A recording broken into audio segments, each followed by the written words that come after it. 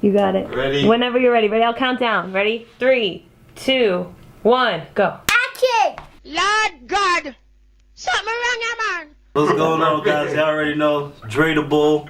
Randy Rudeboy Brown.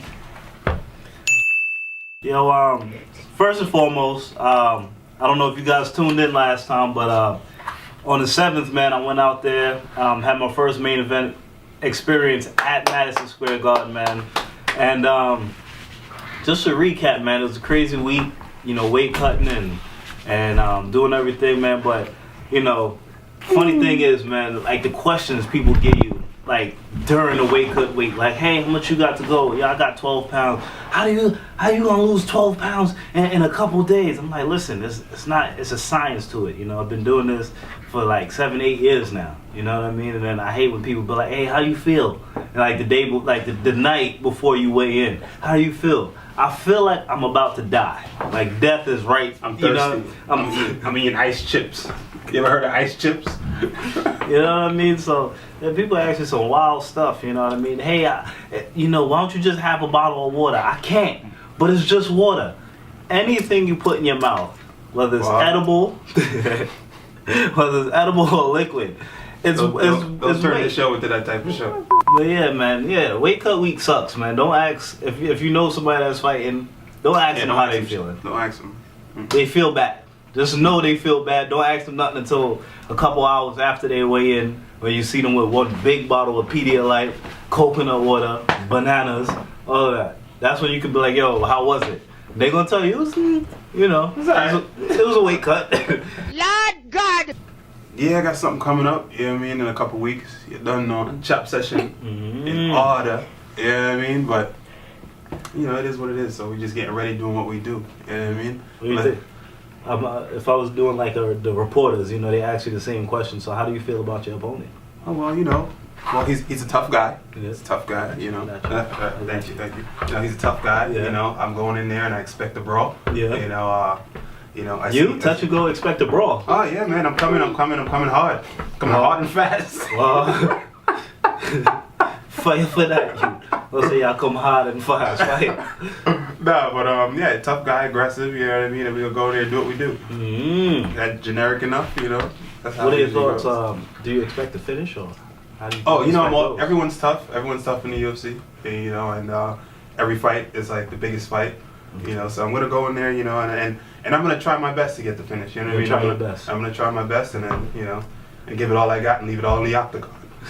Lord God! Yo, the day or two before my weigh-ins, right, I had a media workout right in front of MSG, and I'm sitting up there. I could take him. I could take him. So I'm sitting up there and I get out there and I start hitting past the Keith, and instantly I got a heckler. He was like, "What? He ain't never been in the octagon." So I'm sitting up there and I'm trying to see who the dude is, and then he was like, "I can take him. Let me get up there. I can take him." I'm sitting up there laughing, man. People are funny, man. It was cool to have a little heckle. When we're watching your fight, we're in the crowd, and we got dudes sitting behind us, right? And every time Dre would do something, he'd go like, he'd go, "Ah, look, those are free shots right there. Those are free shots. If that was me, bro, like I'm telling you, if that was those me." kind of people, man. If I was in there, kind of people. Yeah, You got them kind of people. he's like, you know what? I'm done.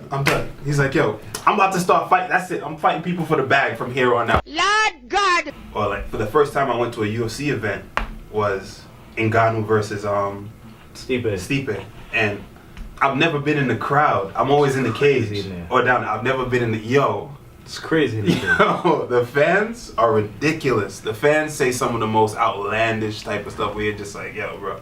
Like, come on, man. Like, these are professional athletes. Like, you don't think he thought of that? You don't think? And they're like yelling all these crazy stuff out. It's just like, come on. Bonkers.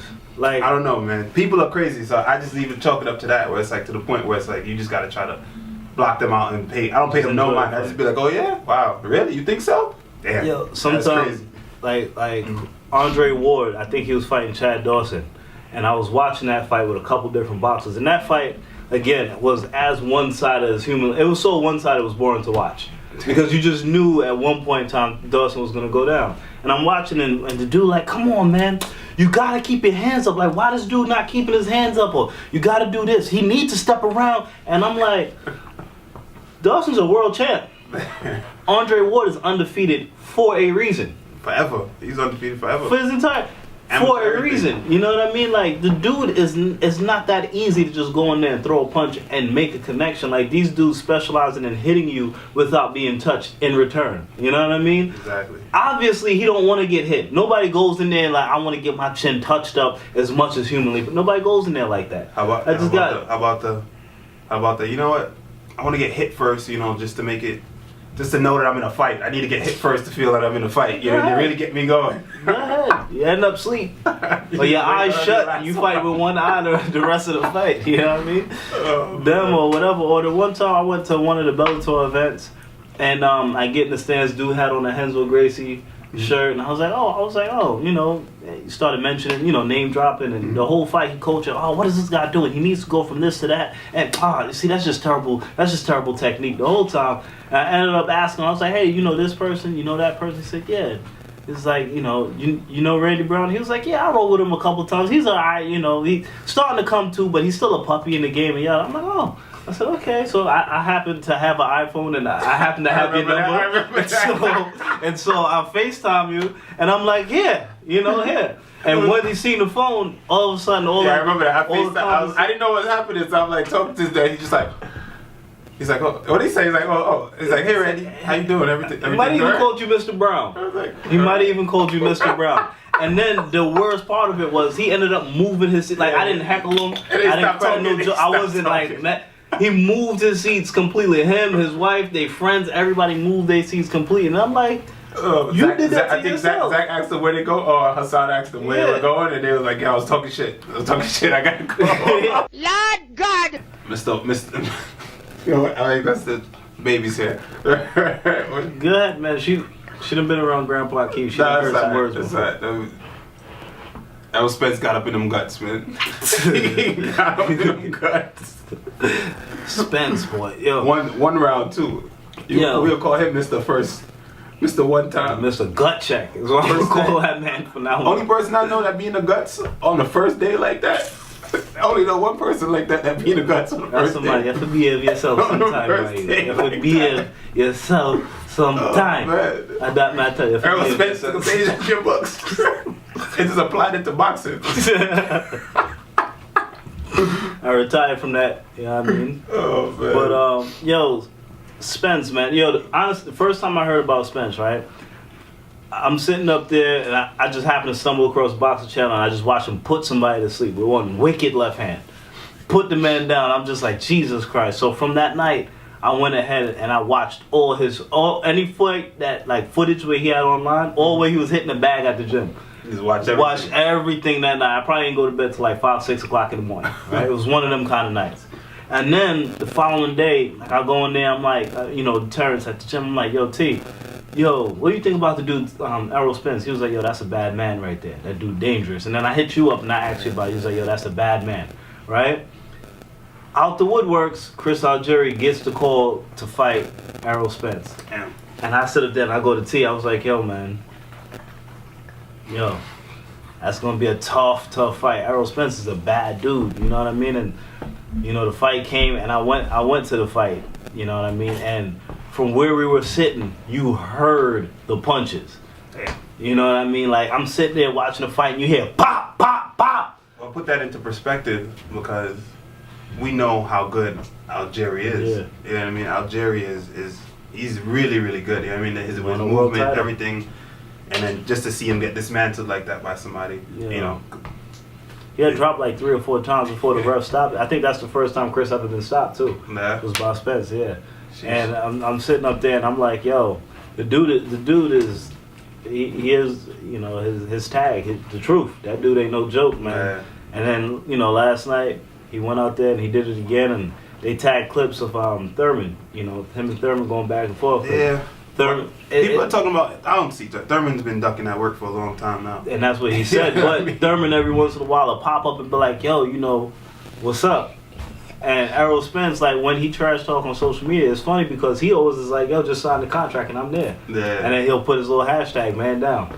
And then, it was always an excuse. He didn't have enough fights yet. He ain't got no title. And it was like, he's building up more fights. People now talking he got about him title. and Canelo right now. Yeah, I mean, I started Spence seeing and Canelo? Yeah, I see people talking about that, but I don't know. You know, like, he's young. Yeah, I mean, he's still young. And he's making a name for himself. He's like cream of the crop right now in that division. But at the same time, I don't see them giving him those type of fights yet. Still, maybe Thurman, like you said, but if Thurman decides to make it happen, but I don't know. It's all trust him, me when I tell you. Trust me when I tell you. He not getting in that ring with no Spence. Ain't no way Thurman getting in there with no Spence. Lord God! Al Quinter went on there the other day and he was like, "Yo, you put two guys that are 0-1 on a pay-per-view card, and then get upset that the card bombed." You know how much thing they got paid for it? Did you see how much CM Punk got paid? I heard anywhere from $500 to $1 million. Yeah, crazy, right? So I'm sitting up there and I'm like, yo, like. And he's like 0-2 now. He's 0-2. I'm like, I guess it's his name. You know what I mean? It's a business, so. You can't, but it wasn't a good business choice because it backfired. Like the first time, I think people tuned in just to see, you know, what the hoopla was about, and then when they see how bad he got beat up, you know, I think, like, I know me personally, like, outside of fighting, like, as a fight fan, out of pure, like, you know, I just wouldn't be able to get myself to buy that card. And I like Robert Whitaker. Robert Whitaker's a tough dude, you know what I mean? And watching him and Yoel, I thought would have been all right, but then Yoel did make weight, so that took away from the fight as well, because, you know, when you didn't have to worry about the belt, you know, being decided that night. It was either Robert was going to detain it, or it was going to be up for grabs. But it was like you knew Yoel wasn't going to win it, and it was just like, all right, well, that's not happening. And then you got these two dudes, and it's just like, my heart won't allow me to buy the cards to support that. But the dude Jackson, he said that he didn't want to finish him. He felt sorry for him. He didn't want to send him to the hospital. That's not what we're looking for. That's not how. It's a dog-eat world in there. If you get the opportunity to put somebody out, put them out. Yeah, but that goes to show you, him coming on, you know, on his show and saying that, you know what I mean? That just goes to show you that he doesn't belong in there, man. What do you think gonna happen if they put you or me or just anybody that's a fighter in there with CM Punk? He's not gonna look the same after the fight. Like, he will get his face redecorated. But maybe they knew that. Maybe they knew that, and they didn't want him to get hurt. So, they did. That's why they matched him up with somebody that they thought was around his skill level, and even that, it's difficult to find somebody that's dim down there. Can you imagine he just slapped him the whole time, the whole fight? The whole fight, he didn't throw one punch, he just slapped the shit out of him every time. Like, whoop, whap! Lord God! We worked to get where we were at right now. Absolutely. We worked to get to where we are right now. Man. This is what I said when I fought the other guy that was like in that same situation. You know what I mean? Mickey. You know what I mean? When I fought him, it was like, I said it. I was like, yo, you know, when I was reading the comments, people tried to make it about race and all that shit, and I was like, yo, the dude is privileged, bottom line. You know what I mean? He's never been, you know, never really been tested inside the cage, inside of what we do, you know what I mean? Mm-hmm. He got an opportunity and he took advantage of it, which you know what I mean? Kudos to him. Kudos to him, good. But don't be out here talking reckless, bro. Like, don't be out here talking like you did all this and you this and you that and then try to downplay what I've done, like calling me a bum and a can and all type of shit. And I'm like, bro, you about to get this work.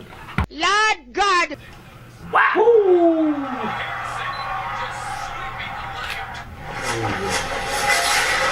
Run it back. One more again. Wow! Look at his face when he gets up. He's like, you know what? Hold on, I'm packing it in. He's like, I'm packing it in. He's like, you know what? Like he had to circle to get the leg back. You know, like he didn't feel the leg proper. You think it was a good leg kick? Not for him, huh? Maybe hurt him a little bit? That's alright. That's how daddy paid for your clothes and all of that. See that? Because of that kick right there. Look, whap! One more again. See that? That right there is this whole outfit. Wait, so that's you? Yeah.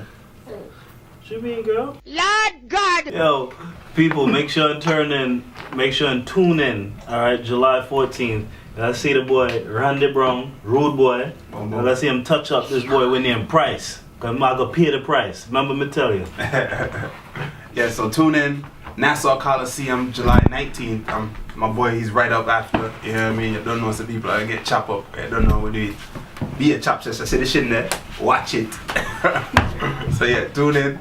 July 19th, Nassau Coliseum, live on NBC Sports. Let's get it. You don't know. Yo, the other day we walking, right? And we see some big dude walking. Alright, so I'm like, I'm not walking this side, just, let the person pass. Big dude. And she was like, he's kind of big, daddy. If he acts crazy, you gotta call Grandpa Keith to come beat him up. I was just like, so you don't think I can handle that? You don't think I can handle that? She was like, nah, just let Grandpa fight him. Get no respect, man. No respect. Man, fuck off, man!